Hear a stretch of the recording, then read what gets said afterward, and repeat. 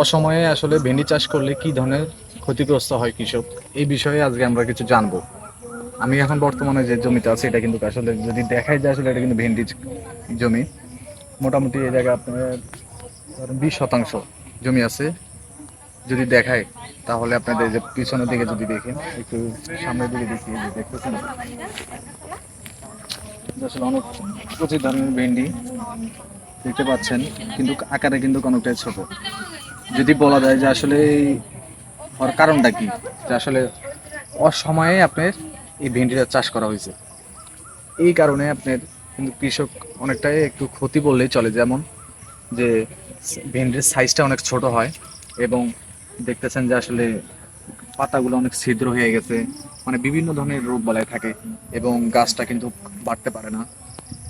আরও যদি বলা যায় যে আসলে এই জিনিসটা করবেন না, যে অনেকে হয়তো দেখেন যে আবাদি জমি, জমিটি পড়ে রয়েছে, সেই জায়গায় আপনারা হয়তো ভাবতেছেন যে আসলে ভেন্ডি চাষটা করি। আর সেই জায়গায় যদি এই ধরনের আপনার আশেপাশে যদি বড় ধরনের কোনো গাছ থাকে, সে জায়গায় কিন্তু এই ধরনের চাষটা করলে গাছটা কিন্তু আলো বাতাস না পাওয়ার কারণেও কিন্তু অনেকটা ক্ষতি হয়।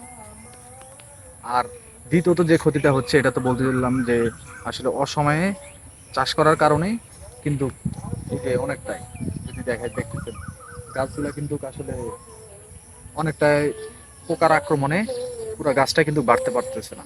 আর না বাড়ার কারণেই কিন্তু আপনার এই গাছগুলোতে ভেন্ডি ফুল আসতেছে না। যদিও যে কিছু ফুল আসে সেক্ষেত্রে ফুলগুলো ঝরে পড়ে আর বিভিন্ন ধরনের রোগে শুকিয়ে যাচ্ছে।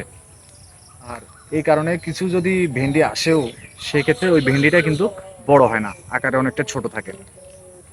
আর তাদের উদ্দেশ্যে বলবো যে আসলে আপনারা যদি ভেন্ডি চাষটা করেন, তাহলে আপনাদের যারা সব সময় এই ধরনের চাষাবাদ করে তাদের সঙ্গে আপনারা পরামর্শ নেবেন যে আসলে আমরা কোন সময় চাষবাস করব। আসলে শীতকালীন সময়টা হলো উপযুক্ত সময় যে সবজি চাষের জন্যে।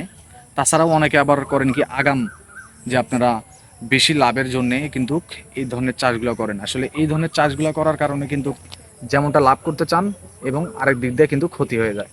আসলে এই ভুল করার কারণে অনেক নতুন উদ্যোক্তা যারা কৃষক ভাই আছেন, হয়তো অনেকেই ইচ্ছা করে যে আসলে চাষাবাদ ছেড়ে দেই।